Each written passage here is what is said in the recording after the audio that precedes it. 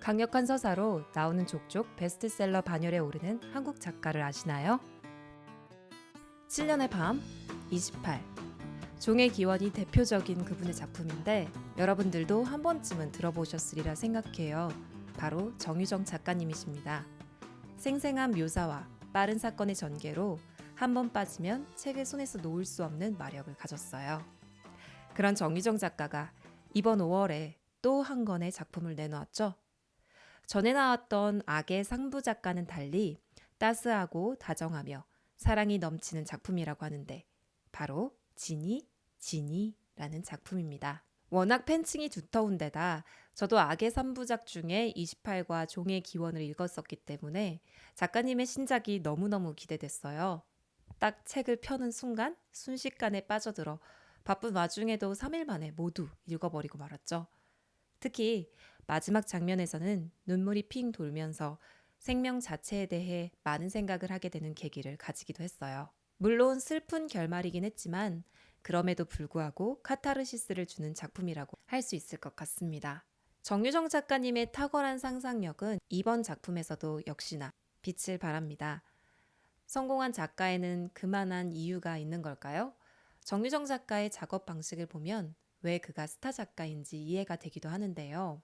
우선 한 권의 작품을 쓸 때마다 자신이 다루고 있는 작품 속 공간을 세밀하게 그림으로 표현한다고 해요.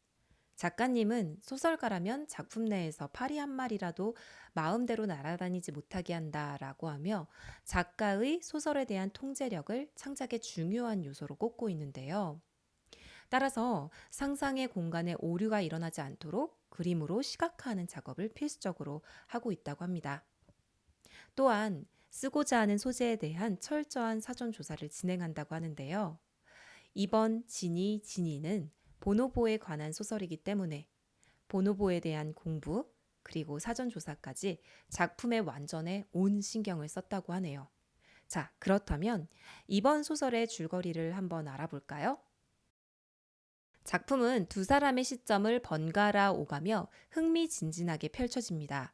한 명은 이진이, 영장류센터에서 사육사로 일하며 다른 주인공 나레이터인 김민주에게 줄곧 다정한 그녀로 이야기되는 35의 여자입니다.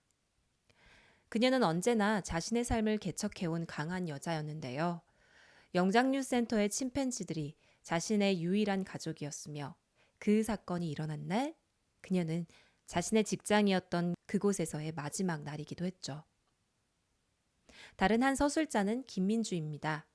이남 일녀의 장남이자 집안의 천덕꾸러기로 계속된 공무원 시험 낙방에 집에서는 그를 쫓아냅니다. 한 1년간은 친구 집 고시원을 전전긍긍하며 돌아다녔지만 결국 그는 정처 없이 떠돌아다니는 처지가 되고 진이 혹은 진이를 만나게 된 무곡마을로 오게 되죠. 너무나 다른 길을 걸어온 이 두 사람의 인연은 한 사건을 통해 일어나게 되는데요. 갈 곳이 없던 민주는 폐쇄된 무곡 누리길로 접어들게 됩니다. 그곳에는 다 쓰러져가는 정자가 있었고 그곳에서 노숙을 하기로 하죠. 그리고 어떤 소리를 듣는데요. 그는 한밤중에 난 이 소리가 자동차 사고를 알리는 소리라는 것을 알았죠.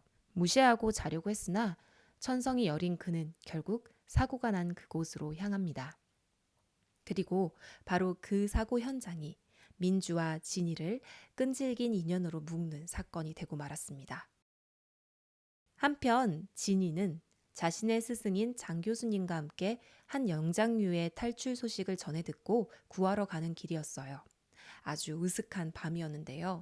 얼마간의 사투 끝에 유독 침팬지들과 교감을 잘하던 이진이는 조금 체구가 작아 보이는 그 아이를 구합니다. 그리고 이내 그것은 침팬지가 아니라 멸종 위기에 처한 보노보라는 것을 알게 됩니다. 여기서 여러분들께 간단히 보노보에 대해서 설명을 해드리도록 할게요. 보노보는 침팬지보다 작은 영장류입니다. 다 큰 성체의 크기가 140cm밖에 되지 않는다고 하니 170cm 정도 되는 침팬지에 비해 체구가 작다고 할 수 있겠죠. 또한 가부장적이고 폭력적인 세계를 가지고 있는 침팬지의 습성과는 달리 보노보는 모계 사회가 중심이 되고 폭력보다는 감정적 공감을 하는 것으로 알려져 있는데요. 이마는 조금 넓고 눈은 동그랗고 까맣습니다. 낯선 사람을 보면 공격을 하는 것이 아니라 특유의 호기심을 보이며 빤히 쳐다본다고 합니다. 이 소설 속의 주인공인 이진이는 이 보노보의 먹먹한 눈에 반하여 자신의 연구를 시작하기도 했죠. 멸종 위기에 처한 보노보를 사적으로 키운다는 것은 불법이었기 때문에 이진이는 이 힘없는 보노보를 안고 영장류센터로 돌아오는 길이었어요. 차 안에서 그녀는 그 작고 한없이 연약한 아이에게 진이라는 이름을 지어줍니다. 곧 너의 고국으로 보내줄게 다짐하며 말이죠. 이진이는 이제부터 진이라고 부를 거고요. 진이는 찐이라고 이야기를 해드릴게요. 그런데 달리던 차 앞으로 지나가는 고라니를 피하려던 정 교수의 차가 중심을 잃으면서 사고가 나게 됩니다. 그나마 안전벨트를 메고 있었던 정 교수는 구조가 바로 되었지만 이진이와 찐이는 창문을 뚫고 나가버렸고 그 바람에 이진이는 아주 치명적인 부상을 입게 됩니다. 그런데 아주 이상한 일이 일어납니다. 정신을 차린 진이는 나무 위에 걸쳐 있었습니다. 그리고 도저히 상상할 수 없는 능력을 갖게 되죠. 나무 사이를 뛴다든지 비탈진 산길을 손과 발을 이용해 아주 자연스럽게 뛴다든지 하는 능력들을 가지게 된 것이었어요. 산길을 올라가며 그녀는 생각했습니다. 그 아이, 즉 찐이는 어떻게 되었을까? 그녀는 전화를 하려고 했어요. 하지만 이상하게 그녀의 목에서는 쇳소리만 납니다. 그리고 곧 알게 되죠. 그녀의 의식이 찐이의 몸에 갇힌 것을 말이에요. 곧 그녀는 김민주를 만나게 되고 자신의 처지를 그에게 이해시킵니다. 처음에는 믿지 않았던 김민주도 진이의 의식이 깃든 보노보를 도와주기로 결심합니다. 물론 이진이를 도와주는 대가로 김민주에게 무려 1,000만 원을 준다는 모종의 계약관계가 있었지만 말이에요. 그리고 어떻게든 진이로의 자리로 되돌아가려고 합니다.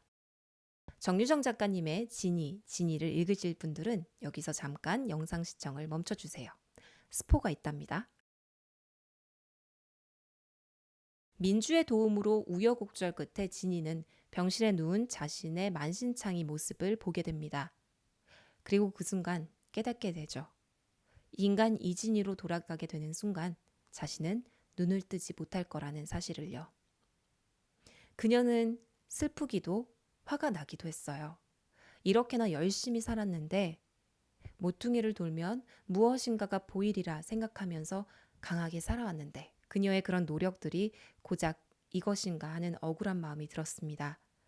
운전을 한 것은 장 교수이고 그녀는 아무 잘못도 없이 죽어야 한다는 것이 너무나 서글펐죠.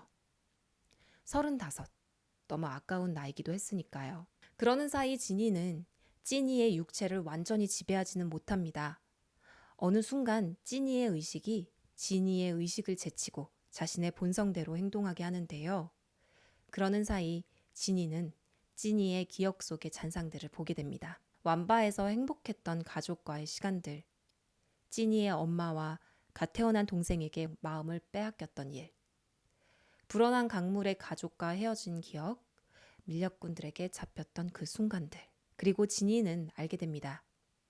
이 보노보는 언젠가 자기가 완바에서 만났던 바로 그 아이였다는 것을요. 진이는 비록 완바에서 만났던 진이를 밀렵꾼의 손에서 구해주지는 못했지만 무슨 인연이었을지 그들은 단시 한국에서 재회를 한 것이었어요. 결국 진이는 2가지 갈림길에 놓이게 됩니다. 계속 찐이의 육체를 지배하며 살 것인가, 아니면 자기의 육체로 돌아가 죽음을 겸허히 받아들일 것인가. 과연 진이는 어떤 선택을 했을까요? 그렇습니다. 그녀는 자신의 몸으로 돌아가기로 결심하죠. 겸허히 죽음을 받아들이기로 한 것입니다. 동물과 인간의 교감을 그린 작품인 이 소설을 읽고 저는 한동안 마음이 찡해졌어요. 특히 정유정 작가의 보노보의 생생한 눈동자를 묘사한 부분에서는 정말 찐이의 모습을 보고 있는 듯한 착각이 들기도 했죠. 한없이 깊고 맑은 눈이 보노보의 천진함과 순수함을 담고 있는 것도 같았어요. 진이가 완바에서 한국으로 실려오는 동안 겪은 그 무수히 많은 고통들이 눈앞에서 생생하게 벌어지고 있는 듯한 착각이 들었고, 실제로 멸종위기에 놓인 많은 동물들이 고통 속에서 상품으로 취급되고 있다는 생각이 드니 좀 화가 났던 것도 같아요. 왜 인간은 이렇게 이기적일까 하는 생각이 들기도 했고, 동시에 제가 기르고 있는 강아지에게 저는 어떤 존재인가 하는 물음도 생기더라고요. 뿐만 아니라 이 진이라는 인물이 참 짠하기도 했어요. 진이의 의식에 들어가 있는 동안 그 3일간의 시간에도 쉼없이 문제를 해결하기 위해 고군분투하는 모습이 조금은 안타깝기도 했어요. 왜냐하면 그녀의 일생이 늘 그런 식이었거든요. 이제서야 쉬기 위해, 재충전을 하기 위해 자기가 몸담고 있었던 영장류 센터에 사직서를 내고 외국으로 가는 비행기를 타기 몇 시간 전에 그런 차 사고를 당한 것이었어요. 이제 그만 노력해도 된다, 그만 애써도 된다, 되뇌이며 자신의 몸으로 돌아가던 그녀의 마음이 얼마나 힘들었을까요? 3일간의 사건이 밀도 높게 담긴 이 소설, 진이. 여러분도 한번 읽게 되신다면 정유정 작가의 매력에 푹 빠지게 되실 거예요. 저는 너무 재밌게 읽었습니다. 여러분들도 한번 꼭 읽어보시길 바랄게요. 그럼 오늘 리뷰는 여기까지 하겠습니다.